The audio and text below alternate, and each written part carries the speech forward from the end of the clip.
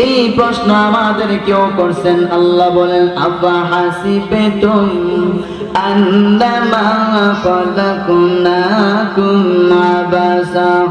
আল্লাহ বলেন ও মানুষ, তোমরা কি মনে করো আমি আল্লাহ তোমাদেরকে অযথা অকারণে বানাইলাম? এবার প্রশ্ন হয় না গো মালিক, অযথা অকারণে বানান নাই, তাহলে কেন বানাইছেন? আল্লাহ নিজেই জবাব দিয়া বলেন মা খালাকাতুল জিন্না ওয়াল ইনসা ইল্লা লিয়াবুদুন।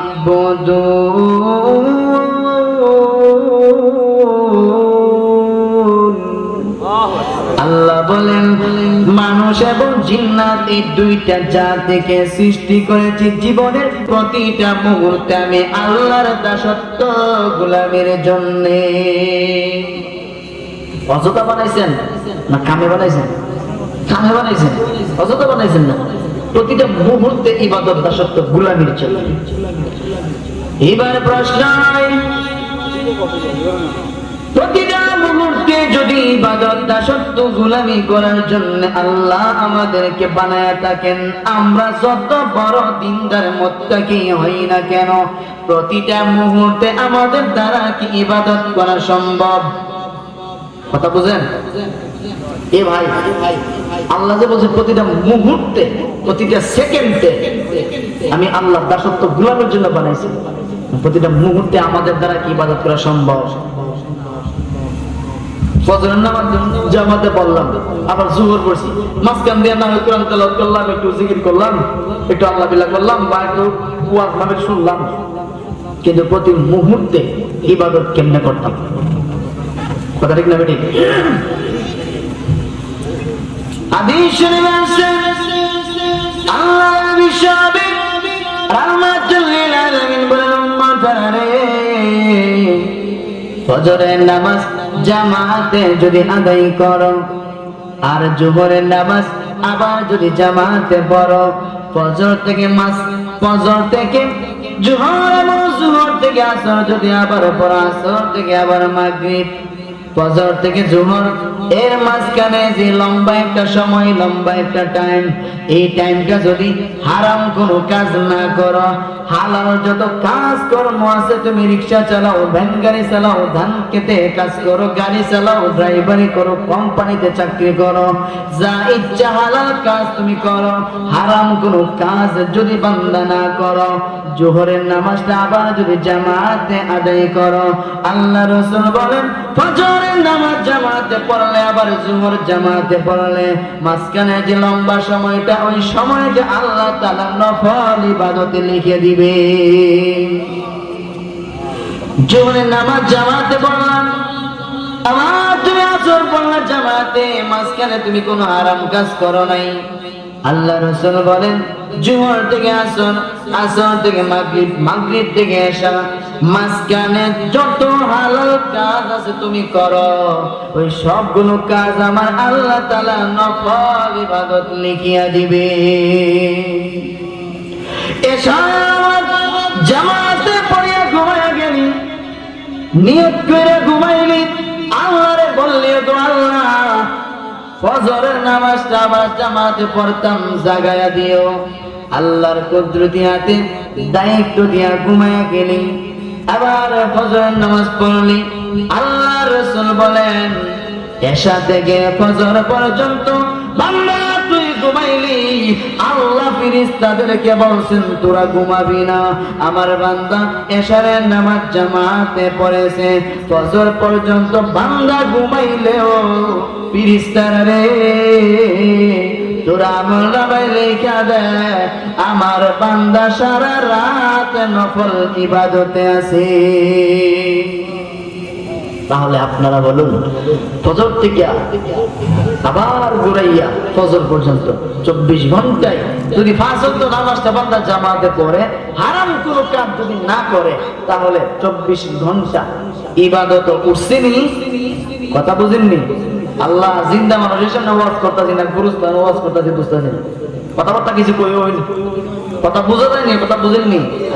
তাহলে প্রতিটা মুহূর্ত ইবাদত লাগছেনি। লাগছে, আল্লাহ লাগাই দিছেন। এই উম্মতের হায়াত কম, এই উম্মত বাঁচবে কম দিন, বেশি দিন বাঁচবে না, 50 বছর 60 বছর, কেউ তো 30 বছরে মরে যায় স্ট্রোক করে লাগ, ঠিক না? এই উম্মতের হায়াত কম, এজন্য সময়ের বড় দাম, এই উম্মতের সময়ের বড় দাম, ঠিক না? বড় দাম এই উম্মতের সময়ের। যা তো বলতেছিলাম, আল্লাহ আমাদেরকে বানাইছেন অযথা না, আল্লাহ ইবাদত, দাসত্ব, গোলামের জন্য।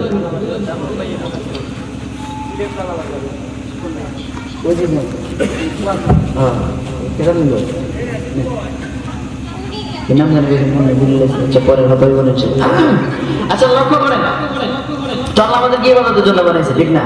এখন আমি আপনাদেরকে সংক্ষিপ্ত সময়ে কিছু গুরুত্বপূর্ণ দামি দামি কিছু ইবাদত, সংক্ষিপ্ত কিছু ওজিমা দেয়া যাবে ইনশাআল্লাহ, যদি আমল করেন, যদি মানতে পারেন, আর যদি সঠিকভাবে আমল করেন, ইনশাআল্লাহ ইনশাআল্লাহ দুনিয়ার থেকে জান্নাতে সার্টিফিকেট পাইয়া বিদায় হবেন।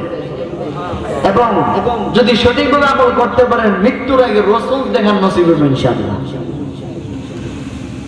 এই আমলগুলো করতে গেলে পূর্ব শর্ত, আগের শর্ত, এই আমলগুলো করার আগের শর্ত হইল, 1 নাম্বার লোকটা মুমিন হতে হবে। কি হতে হবে?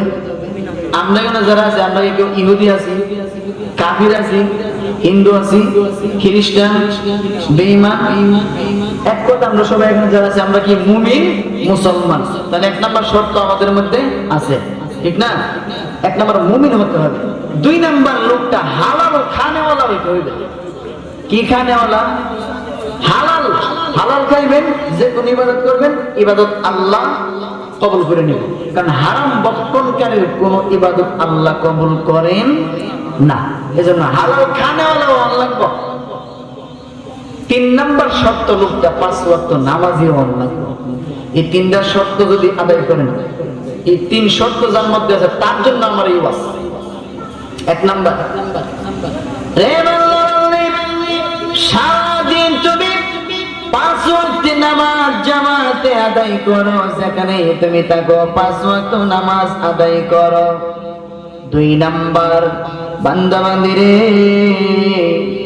আর যত টাইম, যত সময় তোমার আছে, তুমি গাড়ি চালাও, অটো রিক্সা চালাও, ভ্যান গাড়ি চালাও, ঠেলা গাড়ি চালাও, এমনকি তুমি পারলে যদি তৌফিক থাকে বিমান চালাও, কোনো আপত্তি নাই, না কোনো বাধা, কোনো বাধা নাই। কিন্তু তুমি খেয়াল রাখবা, তোমার 5 ওয়াক্ত নামাজ হইল আল্লাহ তাআলার দেয়া দায়িত্ব, ফরজ বিধান।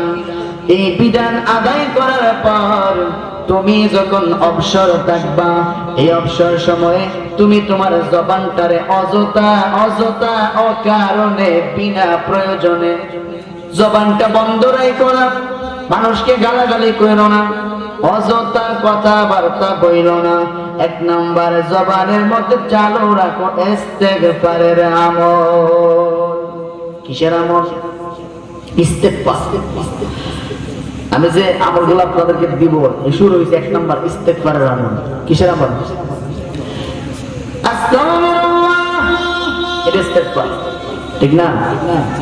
ইস্তেগফারের আমল যদি আপনি করেন, কি লাভ হবে বাংলা বান্দি? লাভ যদি আগে না শুনে বাঙালি কথা শুনতে চায় না, লাভের কথা শুনেন। 1 নাম্বার লাভ হবে, আল্লাহর রাসূল বলেছেন, আখির জামানাতে, যেই জামানাতে 5 টাকার চা খাইয়া মানুষ ঈমান বিক্রি করে দেয়, অর্থাৎ আল্লাহর রাসূল বলেন, হাতের মধ্যে জ্বলন্ত আগুনের কয়লা কিছুক্ষণ রাখা সম্ভব হবে, কিন্তু যতক্ষণ আগুনের কয়লা হাতের মধ্যে রাখা সম্ভব হবে, এতক্ষণ ঈমান রাখাও সম্ভব হইবে না। ওই পরিস্থিতি কিন্তু এখন বর্তমানে চলতেছে, ঠিক না বেডি? ওই সময় আমার একটা সুন্নতের উপরে যদি তুমি আমল করো, আমার একটা সুন্নত অনুযায়ী যদি জীবন চালাও, অথবা তোমার মধ্যে তুমি যদি আমার একটা সুন্নত আমল করো, একটা সুন্নত তোমার মধ্যে ফিট করো, আল্লাহ রাসূল বলেন, যুদ্ধের ময়দানে গলা কাটা 100 যুদ্ধের ময়দানে গলা কাটা 100 শহীদের সমান সওয়াব তোমার আমলনামার মধ্যে আল্লাহ লিখে দিবে। অর্থাৎ যুদ্ধের ময়দানে 100 জন গলা কাটা শহীদ হয়েছে, এই সওয়াব আপনার আমলনামায় লিখে দিব যদি আপনি এই আখিরে জামাতে রাসূলের একটা সুন্নতের উপরে আমল করেন। ইবাদত করেন। আমাদের নবীজি প্রতিদিন 100 বার ইস্তেগফারের আমল করতেন। বিষয়টা জানেননি? কথা বলেন, জানেন না? আমাদের নবী প্রতিদিন, যে নবীর কোনো গুনাহ নাই, ওই নবী দৈনিক 100 বার ইস্তেগফার করতেন। কথা ঠিক না? বিশ্ব নবী যার কোনো গুনাহ নাই, আল্লাহর পরে যে নবীর সম্মান, সমস্ত নবী কুলের সরদার আমাদের নবী, ওই নবীর জিন্দেগিতে কোনো গুনার অবকাশ নাই। যদি কেউ বলে আমাদের নবীর গুনাহ ছিল, ফাইনাল ফতোয়া হইল লোকটার ঈমান নাই। এটা নাই, আমাদের নবীর কোনো গুনাহ নাই, কিন্তু এরপরও দৈনিক 100 বার ইস্তেগফার করতেন। আস্তাগফিরুল্লাহ, আস্তাগফিরুল্লাহ, আস্তাগফিরুল্লাহ, আস্তাগফিরুল্লাহ। আল্লাহ তুমি আমারে মাফ করে দাও, আল্লাহ তুমি আমারে মাফ করে দাও। কথা ঠিক না বেঠিক? আপনি যদি 100 বার ইস্তেগফারের আমল করেন, 1 নাম্বার আপনার লাভ হইতেছে। রাসূল 100 বার ইস্তেগফার করতেন, আপনি 100 বার ইস্তেগফার করলেন, রাসূলের একটা সুন্নাত আপনার মধ্যে চালু হইল, জিন্দা হইল। সুতরাং আপনার আমলনামার মধ্যে আল্লাহ তাআলা 100 গলা কাটা শহীদের সওয়াব আল্লাহ লিখে দিবে। লাভ হইছে নি? 2 নাম্বার লাভ, মুহাদ্দিসিনে কেরাম লিখেন, সব সময় যদি জবানের মধ্যে ইস্তেগফারের আমল চালু থাকে, 2 নাম্বার লাভ হবে আপনার গুনাহগুলো আল্লাহ মাফ করতে থাকবেন।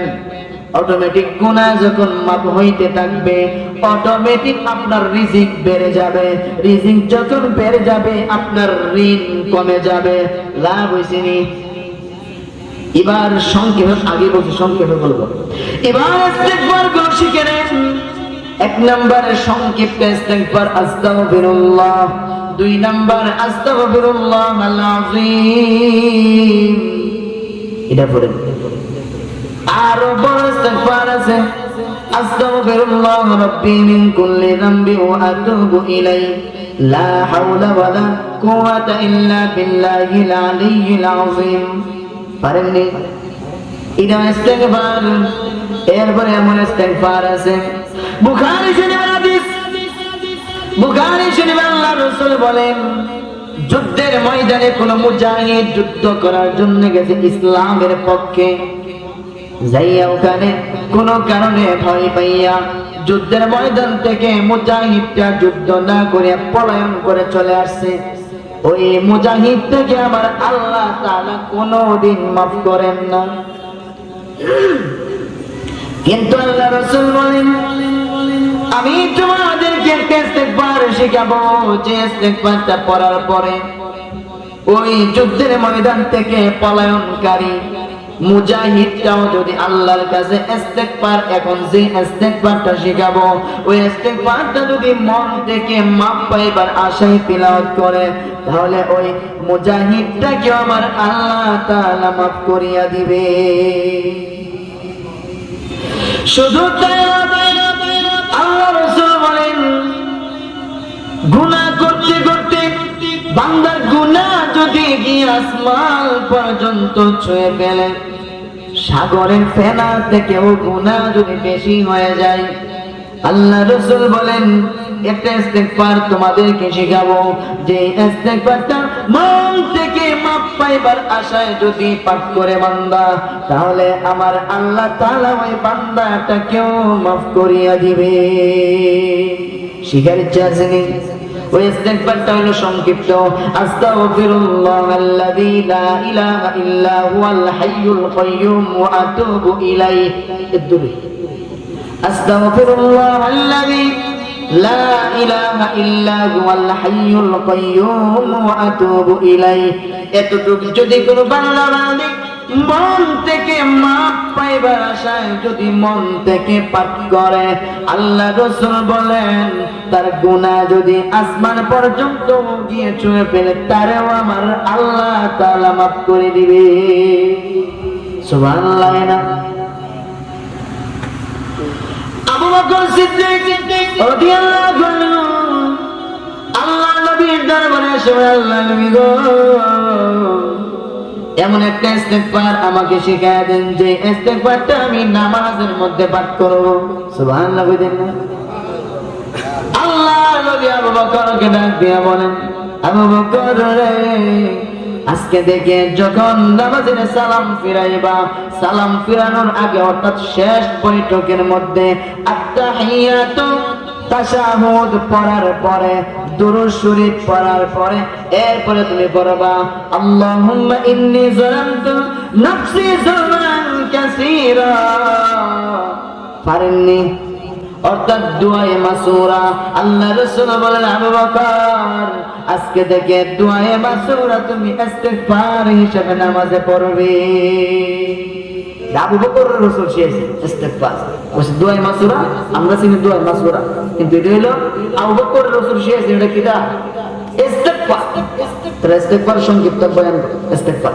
তাহলে সবসময় জবানের মধ্যে ইস্তেগফার চালু রাখতেন। সারাদিন না পারছেন ব্যস্ততা, কমপক্ষে বিছানায় শুয়ে শুয়ে 100 বার আমগুলো গণ্য হইল 100 বার আস্তাগফিরুল্লাহ আস্তাগফিরুল্লাহ কইরা অন্তত পক্ষে রাসূলের সুন্নাতটা জিন্দা করে 100 গলা গলা শহীদের সওয়াব নিতে পারবেন ইনশাআল্লাহ।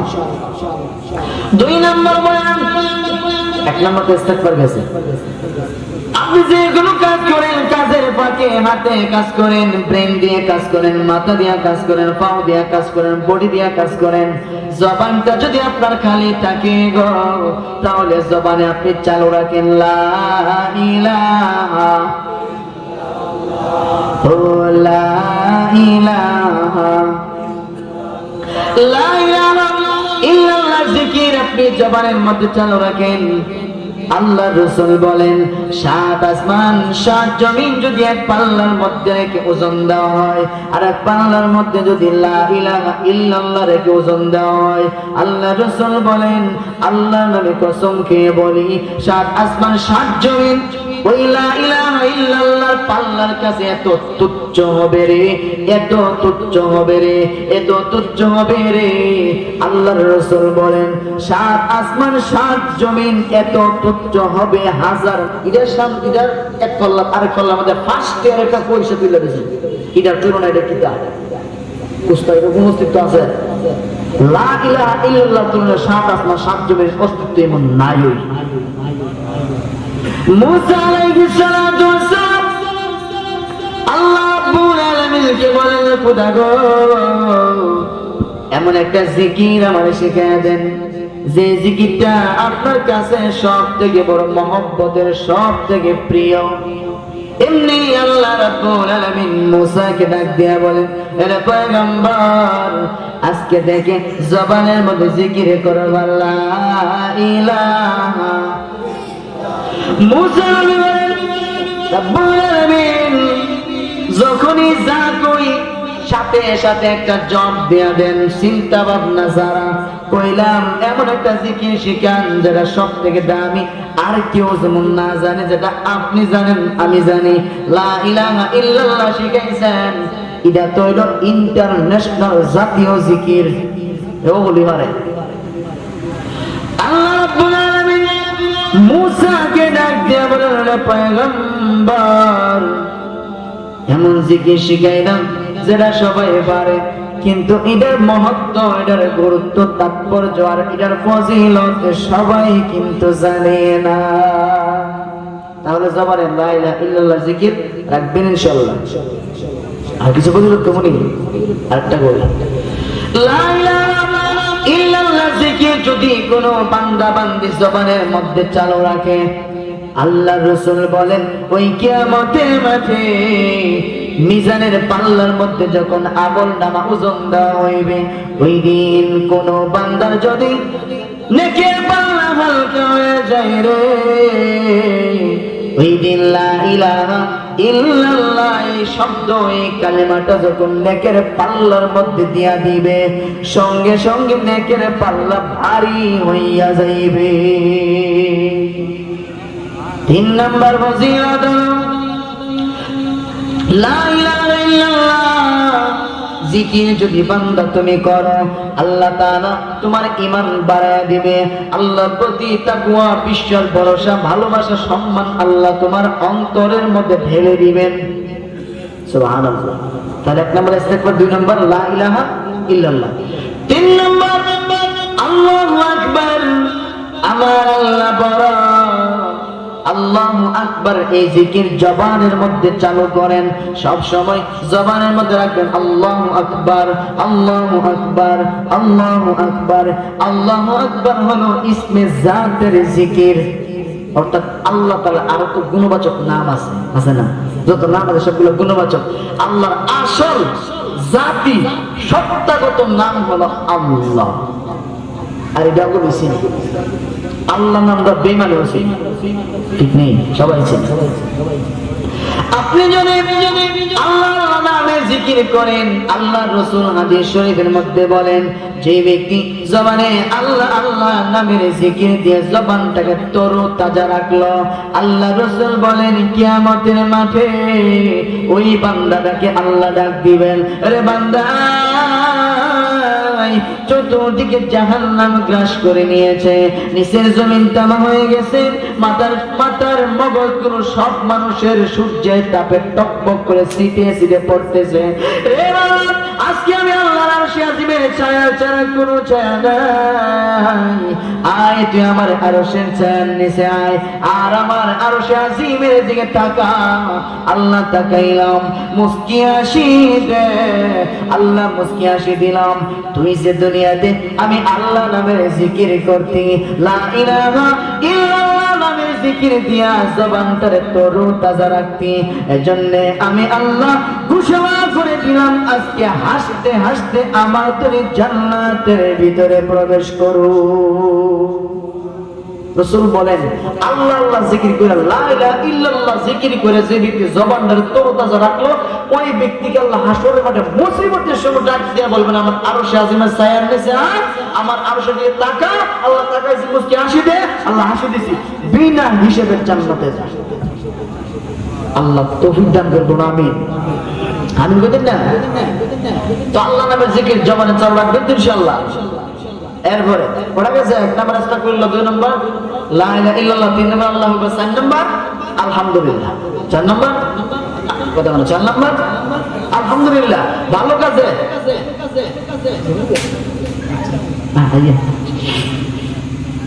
কেউ যদি জিজ্ঞাসা করে ভাই কেমন আছেন, কিতা করবেন? ভালোই। ভালো নেই বা ভালোই, এরকম নেই, এটা ওই কথা ছিল না। আমি নিজে ভালো দেখতে পারি নাই গো, আমার আল্লাহ যদি ভালো না রাখেন, সুতরাং যে আল্লাহ আমারে ভালো রাখছেন ওই সমস্ত প্রশংসা ওই আল্লাহর নামে, যিনি আমাকে ভালো রাখছেন, এই জন্য খুশি হইয়া বলবেন আলহামদুলিল্লাহ। পারবেন নি? এখন ঠিক কেউ জিজ্ঞেস ভাই কেমন আছেন, কি ভালো আছি বা ভালোই বলবেন নাকি আলহামদুলিল্লাহ বলবেন? এই মাহফিলটা সফল হইতো, মাহফিল থেকে একটা জিনিস শিক্ষা যান, অন্তত পক্ষে একটা আমল কাজে লাগান, যাতে এই মাহফিলটা আসরের ময়দানে আমাদের জন্য না যাতে উসিলা হয়ে যায়, ঠিক না? কেউ যদি জিজ্ঞাসা করেন ভাই কেমন আছেন, আলহামদুলিল্লাহ, না ভালো করবেন, ভালোই না আলহামদুলিল্লাহ, আলহামদুলিল্লাহ। যে কোনো কাজ শুরু করেন ডান দিক থেকে শুরু করেন, আর শুরুতে বলেন বিসমিল্লাহ। খানার শুরুতে যে কোনো জিনিস খান বিসমিল্লাহ দিয়ে শুরু করেন, খানার মাঝখানে মজা লাগতেছে বলতে থাকেন লাকাল হামদু লাকাশ শুকর, আর খানার শেষ করে আলহামদুলিল্লাহ বলেন। পারবেন ইনশাআল্লাহ? আল্লাহ রাসূল বলেন যে ব্যক্তি খানার শুরুতে বিসমিল্লাহ আর শেষে আলহামদুলিল্লাহ বলল, বিসমিল্লাহ আর আলহামদুলিল্লাহর মাঝখানে বান্দা যা কিছু তুমি খেয়েছো একটা খানার হিসাব মহান আল্লাহ তোমার কাছে চাইবেন না। অর্থাৎ হাসরের ময়দানে আল্লাহ বিসমিল্লাহ আলহামদুলিল্লাহ মাঝখানে যা কিছু খাইছো একটার হিসাব তোমার কাছ থেকে নিবেন না, তোমার কাছে চাইবেন না। হালাল খানা তাহলে আলহামদুলিল্লাহ, ভালো কিছু দেখলে আলহামদুলিল্লাহ, ভালো কিছু শুনলে আলহামদুলিল্লাহ, কেউ জিগাইলে আলহামদুলিল্লাহ, ঠিক না? অর্থাৎ সবকিছুর ভালো যিনি দেন, সবকিছুর ভালো যিনি করেন, আমি নিজে নিজে ভালো থাকতে পারি না, নিজে নিজে ভালো কিছু করতে পারি না, আল্লাহ আমার তৌফিক না দিলে, আল্লাহ ভালো না রাখলে, এজন্য আলহামদুলিল্লাহ। সমস্ত প্রশংসা কার? কথা বলেন, সমস্ত প্রশংসা কার? আল্লাহ। এরপরে আলহামদুলিল্লাহ বলার পরে এরপরে আসেন অবাক করা কোনো কিছু দেখলে, অবাক করা কোনো কিছু দেখলে কিতা বলবেন? এরকম না সুবহানাল্লাহ, সুবহানাল্লাহ। অবাক করা কিছু দেখলে, অবাক করা কিছু শুনলে কি বলবেন? সুবহানাল্লাহ। কি বলবেন? সুবহানাল্লাহ। পারবেন নি? আজকে থেকে আমল করবেন নি ইনশাআল্লাহ? ওই ঢাসর বনানী গুলশান গিয়া যখন 20 তলা বিল্ডিং দেখে কেমনে বানাইছে কে রে? সুবহানাল্লাহ। কেমনে বানাইলো এটা? আল্লাহর বান্দার মাথার মধ্যে কি ব্রেইন আল্লাহ দিল, কি শক্তি, কি সাহস আল্লাহ দিল। তাহলে বান্দা যদি এত বড় বিল্ডিং বানাইতে পারে, আল্লাহ জান্নাতের ভিতরে কত সুন্দর বিল্ডিং বানাইতে পারে, ঠিক না? মিটাই এটা তো সুবহানাল্লাহ কইতা।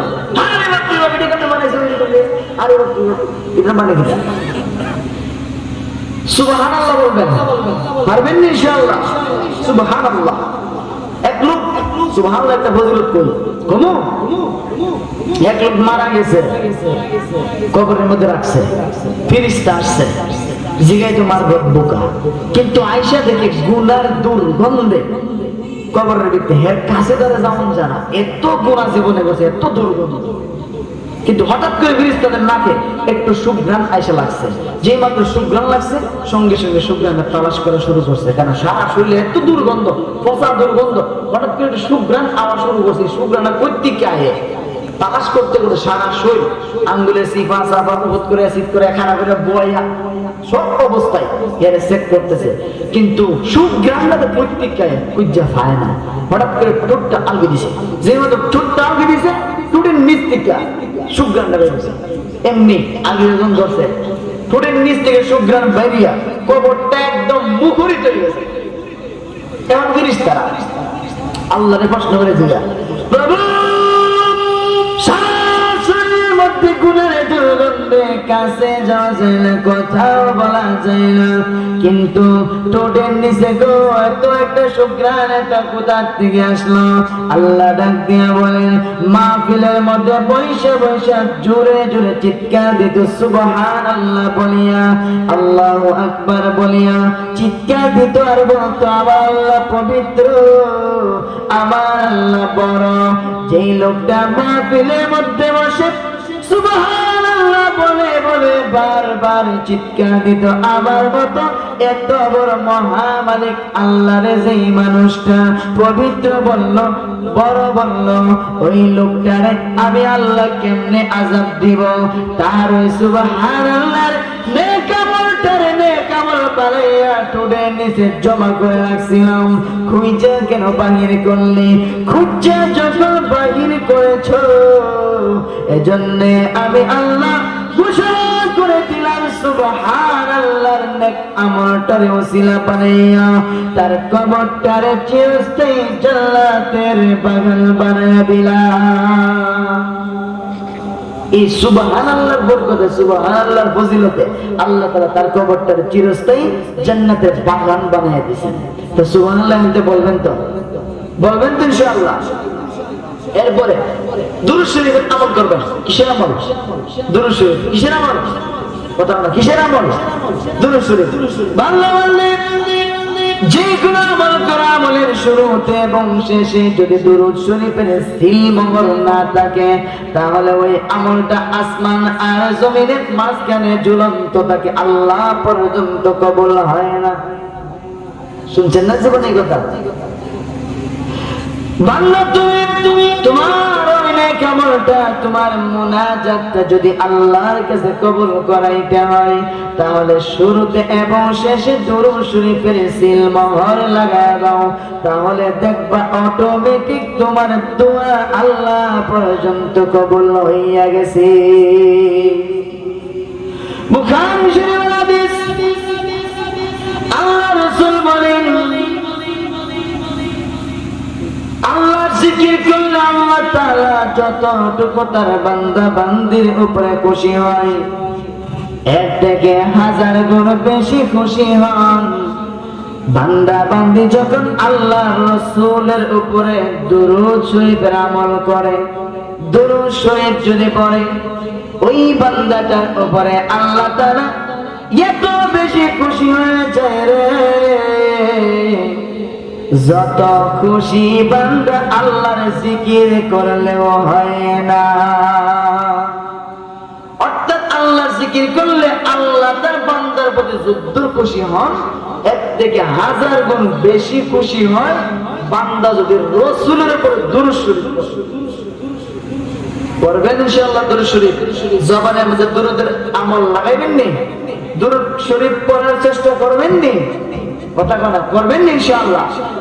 জিকির গুলো করবেন নি, জিকির যেগুলো বলছি যেগুলো এগুলো পড়বেন ইনশাআল্লাহ। এরপরে আসেন দুরূদ শরীফ গেল, এরপরে আপনি ফরজ নামাজের পরে, কোন নামাজের পরে? মসজিদে নামাজ পড়েন না ফরজ নামাজ, ফরজ নামাজের সালাম ফিরে ওই সাথে সাথে রাসূল কি করতেন? আমাদের নবীজি ফরজ নামাজের সালাম ফিরাইয়াই তিনি একবার বলতেন আল্লাহু আকবার। কি বলতেন? আল্লাহু আকবার একবার বলতেন, সাথে সাথে নবীজি 3 বার বলতেন আস্তাগফিরুল্লাহ। একবার আল্লাহু আকবার বলার পরে 3 বার আস্তাগফিরুল্লাহ বলতেন। এরপরে নবীজি আয়াতুল কুরসির আমল করতেন, আয়াতুল কুরসি পড়তেন। আয়াতুল কুরসি সম্পর্কে আমাদের নবীজি বলেন আয়াতুল কুরসির আমল যদি বান্দা বান্দি প্রতিদিন কন্টিনিউ যদি 5 ওয়াক্ত নামাজের সালাম ফিরাইয়া আয়াতুল কুরসির আমল যদি বান্দা করো, যে বান্দা বান্দি আয়াতুল কুরসির আমল করবে গো, আল্লাহর রাসূল বলেন আয়াতুল কুরসির একটা জিহ্বা আছে, 2টা ঠোঁট আছে, 2টা ঠোঁট আরশে আজিম পর্যন্ত, আর ওই জিহ্বাটা আরশে আজিমের পায়ের মধ্যে খুঁটির মধ্যে বান্দা আছে। যে আয়াতুল কুরসির আমল করবে যতক্ষণ পর্যন্ত এই বান্দা বান্দির জিন্দেগির গুনাহ আল্লাহ মাফ না দিবেন ততক্ষণ পর্যন্ত আয়াতুল কুরসি বান্দা বান্দিটার পক্ষে আল্লাহ তাআলার কাছে সুপারিশ করতে থাকে। 2 নম্বর আল্লাহ রাসূল বলেন কন্টিনিউ যদি আয়াতুল কুরসির আমল তুমি বান্দা চালু করিয়া দাও, আয়াতুল কুরসি আর ওই বান্দাটার মাঝখানে মৃত্যু ছাড়া আর কোনো কিছু বাধা নাই জান্নাতে প্রবেশ করার জন্য। অর্থাৎ লোকটা মরেও না জান্নাতেও যায় না, মরণ আর জান্নাতের মাঝখানে বাধা। আয়াতুল কুরসি আর বান্দা আর জান্নাতের মাঝখানে বাধা হলো মরণ, মরবে আর জান্নাতে যাবে। কারণ কি? বান্দা আয়াতুল কুরসির আমল করত। জিকির গুলা যেগুলা যেভাবে শিখেছে ঠিক এভাবে করবেন, পারবেন ইনশাআল্লাহ। 1 নাম্বার আস্তাগফিরুল্লাহর আমল, 2 নাম্বার লা ইলাহা ইল্লাল্লাহর আমল, 3 নাম্বার আলহামদুলিল্লাহর আমল, 4 নাম্বার কিসের সুবহানাল্লাহর আমল, 5 নাম্বার দুরূদ শরীফের আমল, 6 নাম্বার নামাজের পরে আল্লাহু আকবার ইস্তিগফার দুরূদ, তারপরে আয়াতুল কুরসি। ঠিক না বেটে? এই আমলগুলো করবেন না, কথা বলেন। যেই কোনো কাজের শুরুতে বিসমিল্লাহ, শেষে আলহামদুলিল্লাহ, মনে থাকবে ইনশাআল্লাহ। ভবিষ্যতের কোনো কাজ করব, কোনো কথা বলবো, কোনো কিছু দিব, বলতে গেলে কি বলবেন? ইনশাআল্লাহ। ইনশাআল্লাহ না বলার কারণে রাসূলের কাছে জিবরাইল আসা বন্ধ ছিল অনেক দিন, ঠিক না? এখানে রাসূলকে আটকায়া জিবরাইলকে আটকে আল্লাহ আমরা শিখাইছি ইনশাআল্লাহর গুরুত্ব। ইনশাআল্লাহ বলবেন নি? কিন্তু এখন তো বাংলাদেশে যে অবস্থা, আমরা যে ভাব করছে যে অবস্থা, ওহন তো জিকির আর জিকির হই নাই। ওহন জিকির এমন অবস্থা করছে, যদি হযরত ওমর জিন্দা থাকতো এরা ধরে ধরে পশু যেমনে কানে বলি দে এমনি বলি দিয়ে। এই যে দেখছেন না ফেসবুকের মধ্যে, ইউটিউবের মধ্যে অনেকটা বাইরে হয়েছে, এই যে কালা একটা ভাড়া, কালা বুতুঙ্গি একটা, কিতা করে ইতা কিতা দেখছেন নি? দেখছেন না? এগুলো খুব ভাইরাল। আর একটা ইরানি বলেছে উজুরিশা, উজুরিশা দেখছেন না? মুর্শিদা উজুরিশা কি মহিমা জানে, গলার মালা বানায়া দুজুকের দিকে টানে। এবারে কি দেখো হিমতে হিমতে হিমতে হিমতে বেরিয়েছে না? আরে বাপরে বাপরে বাপরে, ফেসবুকটা এবারে বিনাশ করলে, যে ইউটিউবটা বিনাশ করলে, যে ডুপ্লিকেটলি হিমতে আর ডিম দে সারা পুস্তা, খালি ডিম দে হিমতে করে ডিম দে, আল্লাহ ভালো জানে। আল্লাহর নামটা শুদ্ধ করে নিতে পারতেছে না, আল্লাহর নামটা শুদ্ধ করে নিতে পারতেছে না, সই শুদ্ধ করে আল্লাহর নাম নিতে পারতেছে না। সে বলছে কোমর জিন্দা থাকলে জোড়া বলবো না, কত ধরে ধরে তিন রাস্তার মোড় লটকে বসে দিল। এগুলারে যেগুলো আল্লাহর নাম সঠিক করে সহি শুদ্ধ করে সুন্দর করে নিতে পারতেছে না, কত জাতের ব্যঙ্গ করে জিকির যে বাইছে, যদি তা কোথাও যে আজকে আলোচনার সময় এগুলি শেষ হয়ে যাবে, কথা ঠিক না বেঠিক? এজন্য আপনি আল্লাহর নামে জিকির করেন, লা ইলাহা ইল্লাল্লাহ জিকির করেন, সুবহানাল্লাহ জিকির করেন, সুবহানাল্লাহ তাসবিহ করেন। আল্লাহ রাসূল বলেন, যে ব্যক্তি একবার সুবহানাল্লাহ বলল, একবার আল্লাহু আকবার বলল, একবার আলহামদুলিল্লাহ বলল, আসমান আর জমিনের মাঝখানে খালি জায়গা আল্লাহ সওয়াব দিয়া ভরপুর করে দিবে। জান্নাতের ভিতরে এমন একটা গাছ তার নামে লাগাই দিব, 100 বছর বুড়া দৌড়ায় ও গাছটা ছায়া মারি করতে, এত ফজিলত। তামলাউ আও তামলানে মা বাইনা সামাওয়াতি ওয়াল আরদ, আসমান জমিনের মাঝখানে ফাঁকা জায়গা সওয়াব দিয়া আল্লাহ ভরপুর করে দেয়। কথা ঠিক না বেঠিক? কেন এই ভাই এই জিকিরগুলো করার দ্বারা আপনার জিন্দেগির গুনাহ মাফ হয়ে যাবে। 1000 বার যদি আপনি কন্টিনিউ প্রতিদিন 1000 বার যদি রাসূলের উপরে দুরূদ শরীফ পড়তে পারেন ওযু সহকারে, আর যদি আগের পূর্ব শর্তগুলো আপনার মধ্যে ঠিক থাকে, আগের পূর্ব শর্ত মনে আছে নি? মুমিন হওয়া লাগবে, নামাজি হওয়া লাগবে, হালাল খানেওয়ালা হওয়া লাগবে। যদি এগুলা ঠিক থাকে, প্রতিদিন 1000 বার রাসূলের মহব্বতে দুরূদ পড়বেন, সুন্নতের উপরে আপনি আমল করবেন, ইনশাআল্লাহ মৃত্যুর আগে রাসূলের সঙ্গে স্বপ্নে আপনার দেখা হবে, স্বপ্নে রাসূলের দিদার হবে, স্বপ্নে রাসূলের জিয়ারত আল্লাহ নসিব করে দিবেন। বলুন আমিন। আপনি যখন আল্লাহ পাকের জিকির করবেন, আল্লাহ আপনার জিন্দেগির গুনাহ মাফ করে দেবে। সুবহানাল্লাহ জিকির করবেন, গুনাহ মাফ করে দেবে আল্লাহ, পবিত্র বানায় দিবেন, বেগুনাহ মাসুম বানাইয়া পৃথিবী থেকে বিদায় দিবেন। আল্লাহ রাসূল হাদিসে বলেন, যে ব্যক্তি বেগুনাহ মাসুম, যার কোনো গুনাহ নাই, হাসরের ময়দানে তারে আল্লাহ বিনা হিসেবে জান্নাতে যাওয়ার পারমিশন দিবে। বিনা হিসেবে জান্নাতে যাবে যে সমস্ত লোক, এদের মধ্যে একটা শ্রেণী হলো যাদের আমলনামায় কিতা নাই, গুনাহ নাই, গুনাহ যেমন নাই, বেটা বিনা হিসেবে জান্নাতে যাবে। কথা ঠিক না? আগে বলছিলাম না যে বিনা হিসেবে জান্নাতে যাওয়ার ফয়সালা হতে পারে যদি আমলগুলো করতে পারে। এক্সাম্পল একটা দেই, এক্সাম্পল কিতা কারি তৈয়ব সাহেব রহমাতুল্লাহি আলাইহি কিতাবের মধ্যে এক্সাম্পল দিয়েছে। উনি লিখেন, হযরত ইউসুফ আলাইহিস সালাতু ওয়াস সালাম আল্লাহ পাকের একজন দামি পয়গম্বর, বড় সুন্দর একজন নবী। ইউসুফ পয়গম্বর, ইউসুফ আলাইহিস সালাতু ওয়াস সালাম যখন মিশরের খাদ্য মন্ত্রী হয়ে গেছেন, অর্থমন্ত্রী যখন হয়েছেন, অভাব-অনটন দেখা দিয়েছে। স্বপ্নের ব্যাখ্যা অনুযায়ী ইউসুফ নবী সব কিছুর ব্যবস্থা যখন করলেন, প্রতিদিন ইউসুফ নবী লিলিপ দেয়, ওনার দেশের মানুষদেরকে প্রতিদিন একবার করে লিলিপ দেয়, এমনকি বাদশা রাইয়ান পর্যন্ত একবার লিলিপ পায়। কথাটা ভালো করে বুঝবেন, ভালো করে বুঝবেন, খুব মনোযোগ দিয়ে। সারা দেশের মানুষ, সবগুলো মানুষ একবার করে লিলিপ নেয়, কিন্তু একটা যুবক আছে যে একবার না 2বার লিলিপ নেয়। বাদশার দরবারে প্রহরীরা, পুলিশ বাহিনীরা ওই ছেলেটাকে গ্রেফতার করছে। কয়েকদিন পর্যন্ত খেয়াল করছে, এরপরে গ্রেফতার করছে। কনফার্ম হইয়া গ্রেফতার করছেন যে এই ছেলেটাই প্রতিদিন 2 বার করে লিলিফ নেয়।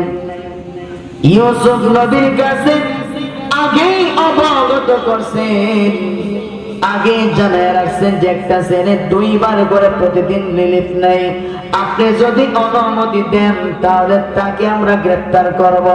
ইউসুফ নবী বলেন, অবশ্যই গ্রেফতার করিলাও, কারণ যেখানে আমি ইউসুফ একবার লিলিফ নেই, যেখানে বাদশা রাইয়ান পর্যন্ত এই দুর্ভিক্ষ, এই অভাব অনটনের সময় বাদশা পর্যন্ত একবার লিলিফ নেয়, ওই যুগ কেমন যুবক যে বারবার লিলিফ নেয়, 2 বার করে দৈনিক 2 বার লিলিফ নেয়, তারে গ্রেফতার করিলাও।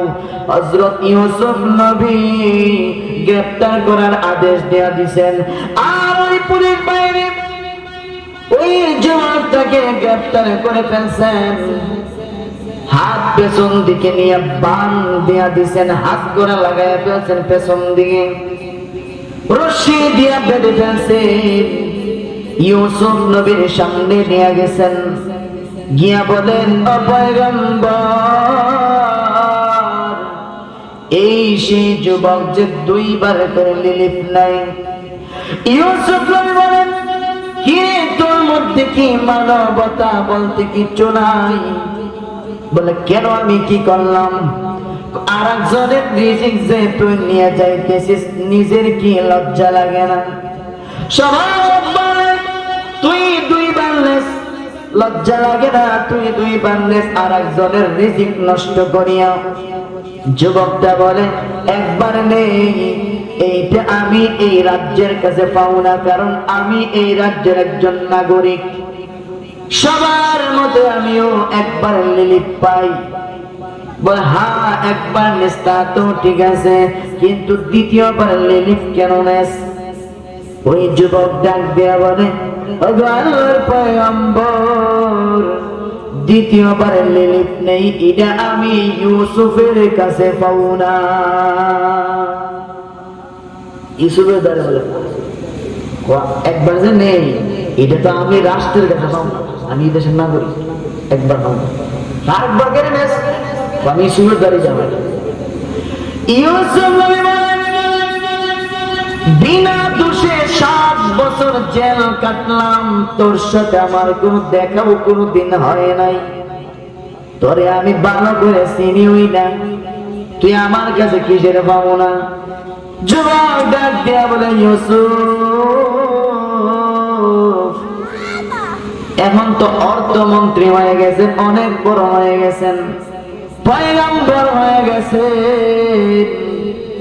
কিন্তু অতীতের ইতিহাস আপনি ভুলে গেছেন। এই ইউসুফ, জুলাইখার উপর 7টা দরওয়াজার মধ্যে তালা লাগাইয়া আপনার সাথে যখন অবৈধ সম্পর্ক করতে চাইছিল, আর আল্লাহ তাআলা আপনারে বাঁচাইছিলেন, আপনি চক্ষু বন্ধ কইরা নিজের সমস্ত শক্তি দিয়া দৌড় মারছিলেন, আর আমার আল্লাহ তাআলা নিজ জিম্মায় 7টা দরওয়াজা ওপেন করে দিছিলেন। ওই দিন দৌড় দিয়াই সেই বাদশার সামনে পড়ে গেছিলেন। ইউসুফ পয়গম্বর গো, ওই দিন জুলাইখা মহিলা মানুষ উপস্থিত, বুদ্ধি বেশি, টাস করে কইলেছে, ও বাদশা, এমন একটা গোলাম কিন্না আইনা রাখছেন যে আপনার বউয়ের সাথে আগাম কুকাম করতে চাই।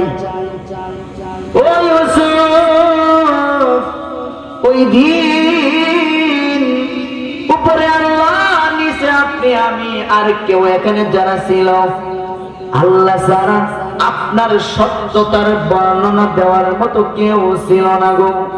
ওই দিন আপনি বড় মুসিবতে পড়ে গেছিলেন, আপনার পক্ষে রাজ দরবারের মধ্যে কেউ নাই, আপনি একমাত্র একা সত্যবাদী নবী, কিন্তু আপনি যে পুত পবিত্র, এই কথাটা ওই দিন কেডা কইত?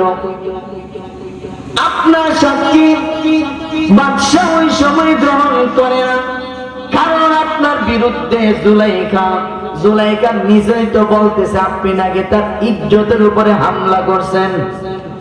আপনি তো ওই দিন বালা একটা মুসিবতে পড়ে গেছিলেন। ওই দিন আল্লাহ তো আসমান থেকে নাইমা আয়েশা সাক্ষী দিবেন না।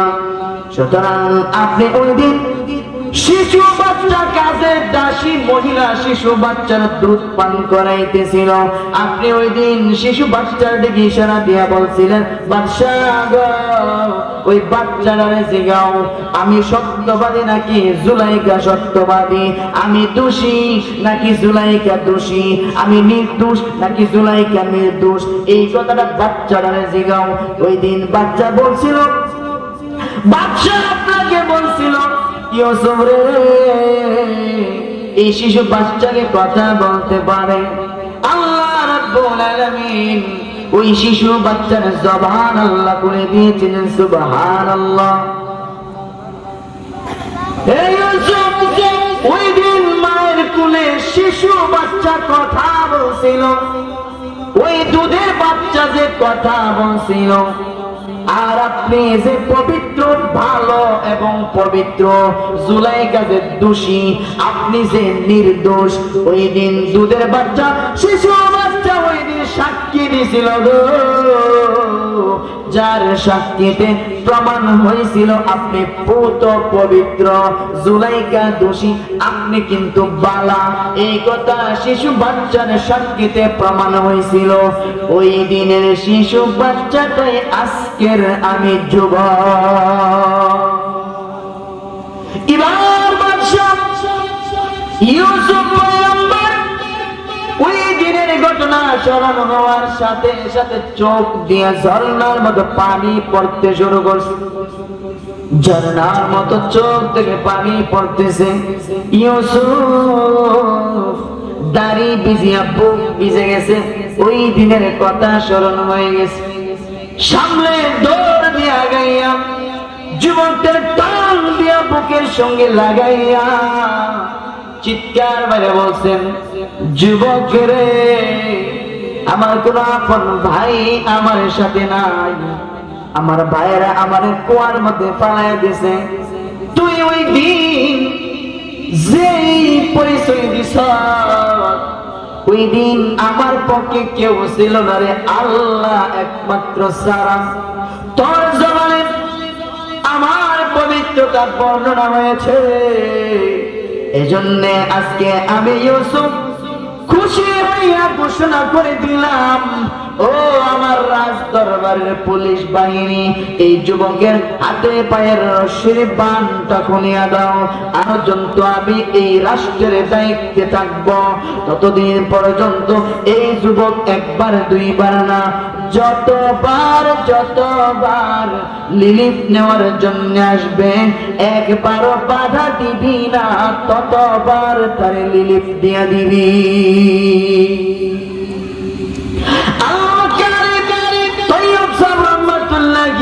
এই ঘটনা বর্ণনা করে লিখতেছেন, ইউসুফ একজন মানুষ, ইউসুফ একজন মানুষ পয়গম্বর, ইউসুফ একজন পয়গম্বর, ইউসুফ একজন নবী।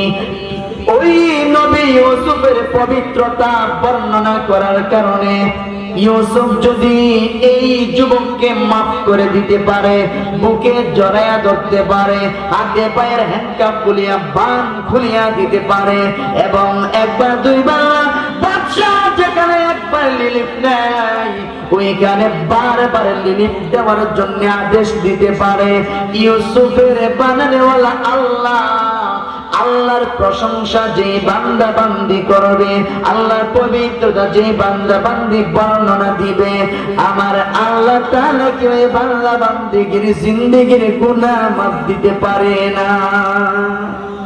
আপনারাই করতে পারেনি? ইউসুফ একজন মানুষ, কোন নবী ফেরেশতা না, কোন নবী জিন্নাত না, সব নবীরা মানুষ, সব নবীরা। ইউসুফ একজন মানুষ নবী, তার অন্তরে যদি এত মায়া এত মহব্বত থাকতে পারে? তার পবিত্রতা বর্ণনা করার কারণে যদি যুবকরে হাতে পায়ের বান খুলে দিতে পারে, বুকে জড়ায় ধরতে পারে, আল্লাহ ইসুফ বানানেওয়ালা হলো আল্লাহ, আমাদের বানানেওয়ালা আল্লাহ। আল্লাহর প্রশংসা করলে, আল্লাহর পবিত্রতা বর্ণনা করলে আল্লাহ কি পারে না তার বান্দা বান্দিরে টান দিয়ে রহমতের কুলে উঠায় নিতে পারে না? অবশ্যই পারে। এজন্য আপনি বলবেন সুবহানাল্লাহ, আপনি বলবেন আল্লাহু আকবার, আপনি বলবেন লা ইলাহা ইল্লাল্লাহ, আপনি জিকির করবেন আল্লাহ তাআলা। কথা ঠিক না বেঠিক? আল্লাহ আল্লাহ বলবেন।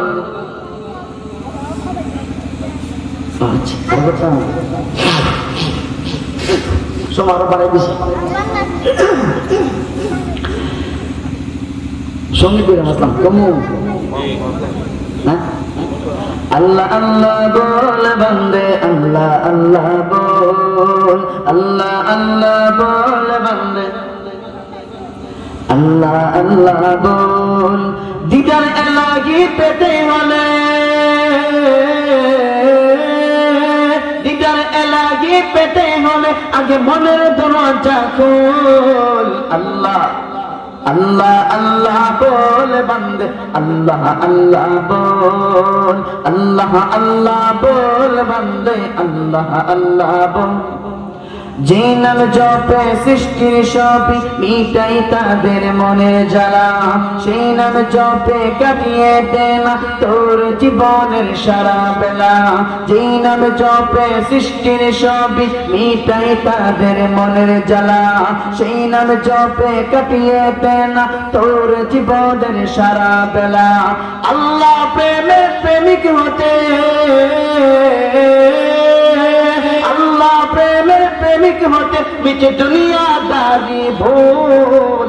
আল্লাহ আল্লাহ বল বান্দে, আল্লাহ আল্লাহ বল, আল্লাহ আল্লাহ বল বান্দে, আল্লাহ আল্লাহ বল। তোর জবানকে করে তাজা আল্লাহ নামের জিকির দিয়ে, তোর জবানকে করে তাজা আল্লাহ নামের জিকির দিয়ে। তারি প্রেমের সুধা পিয়ে ধন্য করে জীবনটাকে, দু জাহানে সফল হতে, দু জাহানে সফল হতে, দু জাহানে সফল হতে তারি প্রেমে অটল। আল্লাহ আল্লাহ বল বান্দে, আল্লাহ আল্লাহ বল, আল্লাহ আল্লাহ বল বান্দে, আল্লাহ আল্লাহ বল। পারবেন না আপনারা তো পারলো। আমি এক লাগতে গেছি আল্লাহ আল্লাহ তো কইলেন, ঠিক না বেঠিক? তাহলে আল্লাহ আল্লাহ নামের জিকির করার ইচ্ছা আছে তো করবেন তো। এমন কিছু এমন কিছু এমন কিছু আমল জিন্দেগিতে রাখেন, যে আমলগুলো, যে আমলগুলো আল্লাহর কাছে পছন্দ হয়, আল্লাহর কাছে ভালো লাগে, যে আমলগুলো কি উসিলা বানিয়ে কিয়ামতের মাঠে আল্লাহ আপনারে কিতা করত, নাজাত দিত। আল্লাহ তো কিয়ামতের মাঠে তার বান্দাদের নাজাত দেওয়ার জন্য, মাফ দেওয়ার জন্য কোন না কোন উসিলা তালাশ করবে, ঠিক না বেঠিক? যদি আপনার মধ্যে কিচ্ছুই না, কিচ্ছুই নেই মাফ দেওয়ার মতো, মাফ দেবো কি এর থেকে, কিসের থেকে মাফ দেবো বলে? এই জন্য এমন কিছু আমল দরকার।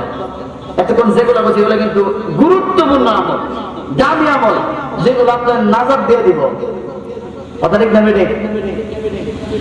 এটা ঘটনা কই, সাধারণ ছোট্ট ছোট্ট নেক আমল থেকেও যে আল্লাহ তার বান্দাদের মাফ দিলাইতে পারে, একটা ঘটনা কইতাম নি। মানবতার সফরের মধ্যে যাচ্ছেন, সাথে আছে একটা যুবক, ভালো করে নামাজ নামাজ পড়ে না। মরুভূমির সফরের মধ্যে শত শত মাইলের ভিতরে কোনো বাড়িঘর নাই। আল্লাহর ওলির বেগের পানি শেষ হয়ে গেছে। আল্লাহর ওলি পানির পিপাসায় গলা কাটা মুরগির লাগান জমিনের মধ্যে পয়রা গইরা চিৎকার শুরু করছেন পানির পিপাসায়। আল্লাহর ওলি গলা কাটা মুরগির লাগান ছটফটি আরম্ভ করছেন, কিন্তু যুবকটার কাছে পানি আছে, তার ব্যাগের মধ্যে পানি আছে। যুবক চিন্তা করে আল্লাহর ওলিকে আমি যদি পানি দিয়া দিই, এত বড় ভূমি, কিছুক্ষণ পরে আমারও তো তৃষ্ণা লাগতে পারে, তখন আমি আবার পানি কই পাবো, ঠিক না ঠিক? আমার মনে মনে ভাবে এমন একজন বুজুর্গ আল্লাহ বলা মানুষ, আল্লাহর ওলি মানুষ পানির পিপাসায় মারা যাবে, এটা কেমনে হয়? কিয়ামতের কঠিন ময়দানে আল্লাহ যদি আমারে জিজ্ঞাসা করেন একটু পানি তারে দিয়ে দিলে তোর কি অসুবিধা হইতো, তখন আমি কি থাকুন? এই বয়ে এই যুবক আল্লাহ ওলির মুখের মধ্যে পানি ঢালিয়ে দিলেন, আর আল্লাহর ওলি সুস্থ অবস্থায় মরুভূমি পার হয়ে চলে আসছেন। আমাদের নবীজি এই ঘটনা হাদিস শরীফের মধ্যে উল্লেখ করে দিয়ে বলেন, আরে এই দুজন কিয়ামতের মাঠে আল্লাহ সাক্ষাৎ করে দিবে। সুবহানাল্লাহ। জিদা মানুষের মতো আওয়াজ দিন সুবহানাল্লাহ না?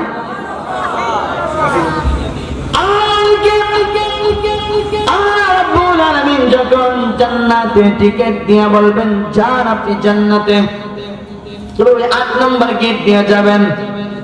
জান্নাতের 8টা গেট, জাহান্নামের 7টা গেট, ঠিক নেই? 8 নম্বর গেট দিয়ে জান্নাতে যাবেন। আল্লাহর ওলি 8 নম্বর গেটের সামনে গিয়ে দেখেন অনেক মানুষ দাঁড়ায় রয়েছে, কারণ জান্নাতে যাওয়ার সিস্টেম হলো লাইন ধরে কাতার ধরে ধরে যাইতে হবে।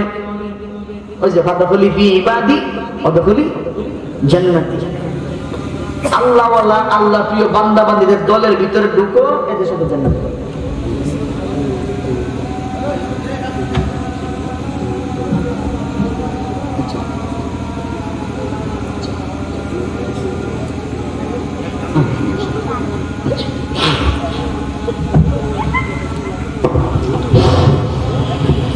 আসসালামু আলাইকুম। আমরা সবাই অবগত আছি যে আমাদের একটা প্রতিযোগিতা হয়েছিল মক্তবের ছাত্রছাত্রীদেরকে নিয়ে। তো মক্তবের ছাত্রছাত্রীবৃন্দদেরকে আমি বলতেছি, তোমরা সবাই তাড়াতাড়ি মাহফিল মঞ্চে চলে আসো, তোমাদেরকে পুরস্কার দেওয়া হবে। পুরস্কার দেওয়ার পরপরই হুজুরে মুনাজাত করবেন, এরপর আমরা এশার নামাজ পড়ব।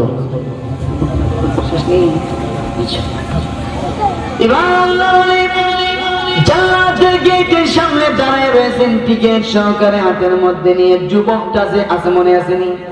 ওই যুবকটাকে আল্লাহ রাব্বুল আলামিন জাহান্নামের টিকিট দিয়ে দিবেন, যা তুই জাহান্নামে। এবার হাতে পায়ের মধ্যে রশি লাগাইয়া ফেরেশতারা জাহান্নামের দিকে টানিয়ে টানিয়ে নিয়ে যায়। আর আল্লাহর বান্দা জাহান্নামী হইয়া গেলেও আল্লাহর কথা কিন্তু বলবে না, কারণ হাদিস শরীফের মধ্যে আছে আল্লাহ নবী বলেন জাহান্নামের মধ্যে মুমিন ইমানদার এরাও জ্বলবে আর বেঈমানরাও জ্বলবে, কিন্তু বেঈমানরা কোনোদিন জাহান্নামে পড়িয়া আল্লাহর নাম নিবে না। কিন্তু মুমিন ইমানদার জাহান্নামের মধ্যে পড়িয়াও আল্লাহর নাম নিবে। এর ওজন আতেফে বান্দিয়া লয়ে যা হে কান্দে, ইয়া হান্নান ইয়া মান্নান, আল্লাহ তুমি না গো রহমান, আল্লাহ তুমি না গো রহিম, তুমি না গো দয়ালু। মাল চাইতে কোটি কোটি গুণ বেশি নাকি তুমি দয়ালু? তাহলে তোমার এত দয়া মায়া থাকতে গো আমি জাহান্নামে যাই কেমনে? তোমার কি গো মায়া লাগে না? এভাবে কয়, এটা বুঝেন না? জাহান্নামের মধ্যে জাহান্নামে যখন জ্বলবে মুসলমান মুমিনরা কিন্তু জাহান্নামে জ্বলবে, আল্লাহর নাম নিব, ইয়া হান্নান ইয়া মান্নানকে খানবো। হাদিস শরীফ আছে হাজার হাজার বছর পরে আল্লাহ তাআলা জব দিব। এই চিল্লাকে দেখবেন আপনি যখন ধান কুটে বাড়ি নিয়ে আপনার ওয়াইফকে দিবেন, সালগুলা সারো সারো বাড়ি করো, আর যে ময়লাগুলো দূর করো, যখন দেখবেন একটা ছোট বাচ্চা আছে, এই বাচ্চাটা মুট করে কিছু চাল এদিকে ফালা, কিছু চাল এদিকে ফালা, সারাটা উদানের মধ্যে চাল বাইন করে লাগে, ঠিক না? মা করে এত আমার কাম করতে হয়েছে না, কাম বাড়াইতে হয়েছে, টুপুস করে একটা কিল মা ভিতরে আমাদের দিয়ে নেয়, ফুল করে বয়ে দেয়, এরকম এটা ঠিক নেই। এখানে বলে কান্দে আম্মা গো আম্মা আম্মা, এটা যখন করে আম্মার কিন্তু মায়ের লেগে যায়। একবার দুইবার তিনবার মা কিন্তু জোর দিয়া ঘুষে আসতে কিন্তু মায়ের কিন্তু তুইছে নিয়া, কিন্তু যখন কান্দে আম্মা আম্মা করে আম্মা কিন্তু কিছু কেউ মোটে উঠে আল্লাহ মুমিন ইমানদার চিল্লাইব, চিৎকার দেবেন, আল্লাহ হাজার হাজার বছর জল দিব, চিল্লাস কে ও কষ্ট হয়। দুইটারে উড়াই আনছে আইনা, দুইটারে উড়াই আনছে আইনা জিগা কি তুইছে কষ্ট হয় কজি আল্লাহ নস হলে না গেলে হ্যাঁ হ্যাঁ হ্যাঁ হ্যাঁ কিটা কোনো কারণ নাই কতটা নস হয়েছে কতটা বয়ে থাকছে দিছে আমার আবার জানার নামে খুব স্পিডে দৌড় গিয়া এক দূরে জানা হয়ে গেল ইটারে নসরে না করে অনাজাত কষ্ট কেন নসরে না করে বুঝে না করে ওয়াল্লাহ এমনি অযথা যা নামে এরকম যে তোমার যা নামে 10 কদম যা কিছু যা 10 কদম যা কিছু যা কিসের দিকে তাকা এমনি আল্লাহ জিগা জাহান্নামে যাওয়ার জন্য বললাম পেছন দিকে তাকাস কেন 10 কদম যা সারে পেছন দিকে তাকাস কেন বান্দা রাখ দিয়া বলে খোদা গো দুনিয়াতে দেখেছি দুষ্টমি করলে আব্বার কাছে বিচারে গেলে আম্মার কাছে বিচারে গেলে মা কিন্তু আমারে থাপ্পড় দিয়া বাড়ি থেকে বের করে দিত আর বলতো যা বাড়ি থেকে বের হয়ে যাও তখন আমি 10 কদম যাইতাম আবার পেছন দিকে মার দিকে তাকাইতাম আর চোখের পানি ছেড়ে দিয়ে কাঁদতাম আর বলতাম মা গো জায়গা পেলাম আর আইতাম না আমার মাথা গায়ে 10 কদম গিয়ে আবার বলতাম মা গো জায়গা পেলাম আর আইতাম না আবার 10 কদম যাইতাম আর মার দিকে তাকাইতাম আর বলতাম জায়গা পেলাম আর আইতাম না এবার মা আমার দিকে তাকাইতেন তাকায় দেখতেন আমি গাল বেয়ে আমার পানি পড়তেছে ঠোঁট ভেঙে ভেঙে মুখটা বাঁকা হয়ে গেছে এই অবস্থায় আমি কাঁদতেছি তখন মা আর নীরব থাকতে পারে না দৌড় দিয়া দিয়া সন্তান করে বুকে জড়ায় ধরে বলে কই যাস এই বাড়ি তো তোরই আল্লাহ তুমি না রহমান মার থেকে না কোটি কোটি গুণ বেশি দয়ালু তুমি যদি এত দয়ালু হয়ে গো আমার জাহান্নাম থেকে উঠে আনছো এখন আদেশ দিয়েছো যা জাহান্নামে আমিও জাহান্নামের দিকে যাই আর তোমার আরশে আজিমের দিকে তাকাই দেখি গো আমার এই করুণ অবস্থা দেখে তোমার নিমায়া লাগে তুমি ডাক দিয়া বলো রে বাংলা আর যেতে হবে না এই কারণে বারবার তাকাই তুমি একবার বলো আর যেতে হবে না আল্লাহ বলেন থাম আর যেতে হবে না আমি আল্লাহ এক্ষুনি তোর বাকি সাজা মাফ করিয়া দিলাম ইডারার উড়ে যারা তো প্রত্যেকে পড়ছে উড়ে জায়গা এই হে তো আস্তে আস্তে যাচ্ছে তো স্পিডে গেলে কিনা আবার কি আরাম লাগে কোন আল্লাহ খুব গরম কোথায় দৌড় মারলে কিনা আল্লাহ দুনিয়াতে একটা কথা আমি মানছি না আমি বলছি নসর করছি না বলছে রোজা রাখছি না বলছে সুদ খাইছি না খাইছি বলছে ঘুষ খাইছি আবরে খাইছি বলছে মিজারটা কইছে আবরে মারছি মিথ্যা আবরে মারছি আল্লাহ চিন্তা করে দেখলাম এক কোন জাহান্নাম তো উড়ে আনছেন আন্না বলছেন জাহান্নামে এখন এই জীবনে দুনিয়ার জিন্দেগিতে তো আপনার একটা কথা মানছি না হয় এখন একটা কথা মাইনা অন্তত পক্ষে আপনাকে আমার বানাইছেন একটা হক আদায় করি এই জন্য বলছেন জাহান্নাম নামে সাথে সাথে দৌড়টাকে হয়ে গেলাম জাহান্নাম নামে আপনার একটা কথা মাইনা আমি দেখাই দিলাম যে আপনি আমার মালিক আমি আপনার গোলাম আল্লাহ সব বলার যে যুক্তি দিছে তোরে যা তোর এখন সমস্ত সাজা মাফ করে তোরেও জান্নাত দিয়ে আল্লাহ আমাদেরকে তৌফিক দান করুক এমন কিছু নিয়ে কেমন করে যেইগুলা হাসরের ময়দানে আমাদের নাজাতের ওসিলা হইয়া যাইবে আল্লাহ কবুল করে বলেন আমিন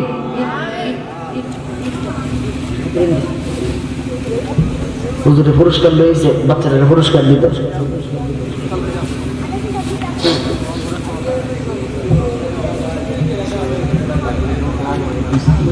নাম টাম কই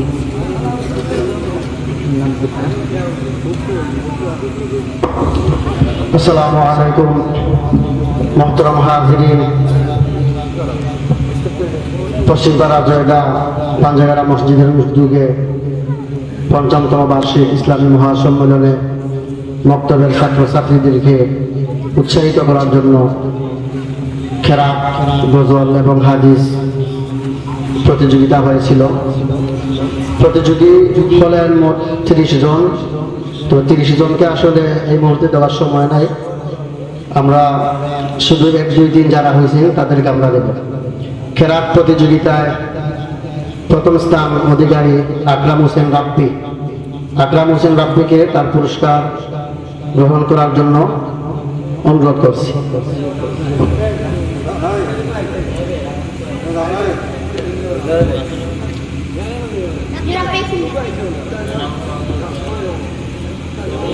দুই নম্বর পুরস্কার মোহাম্মদ রামি মাহমুদ। রামি মাহমুদকে তার পুরস্কার নেওয়ার জন্য অনুরোধ করছি।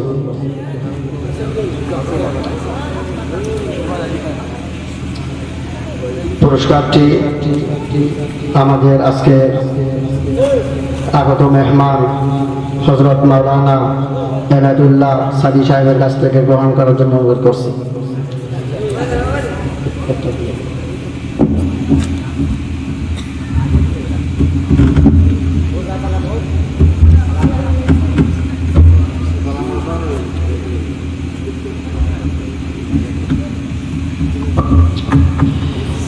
কেরাত প্রতিযোগিতায় তৃতীয় স্থান অধিকারী রিয়াজ আহমদ। রিয়াজ আহমদকে তার পুরস্কারটি গ্রহণ করার জন্য অনুরোধ করছি। দাওরাই মুজাহিরুল ইসলাম রাবিয়া মাদ্রাসা সুনামধন্য মুহতারিম সাহেবের কাছ থেকে।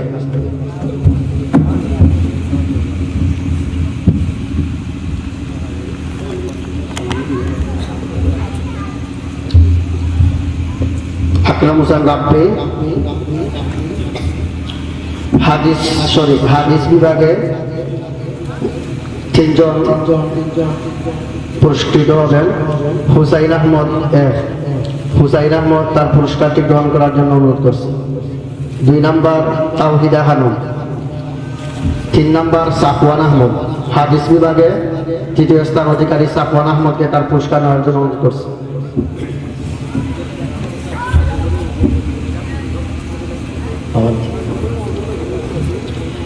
গজল প্রতিযোগিতায় প্রথম স্থান অধিকারী সাইম আহমদকে তার পুরস্কার নেওয়ার জন্য অনুরোধ করছি।